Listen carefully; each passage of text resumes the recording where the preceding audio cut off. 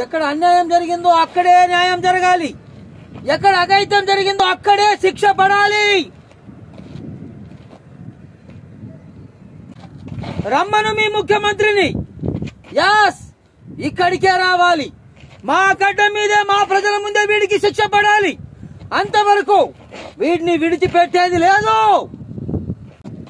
మీరెవరి కోసం ఎదురు చూస్తున్నారో వాణ్ణే. మనిషి శరీరంలో అతి భయంకరమైన వ్యాధి క్యాన్సర్. అది మనిషి ప్రాణమే తీస్తుంది. కానీ దానికంటే భయంకరమైన వ్యాధి స్వార్థం. అది ఎంతో మంది ఎదుటి వాళ్ళని బలి తీసుకుంటుంది. మీ స్వార్థాల మూలంగా ఒక తల్లి మంచాన పడింది, ఒక తండ్రి మందుకు బానిసయ్యాడు. ఆ పాపానికి మీరు శిక్ష అనుభవించక తప్పదు.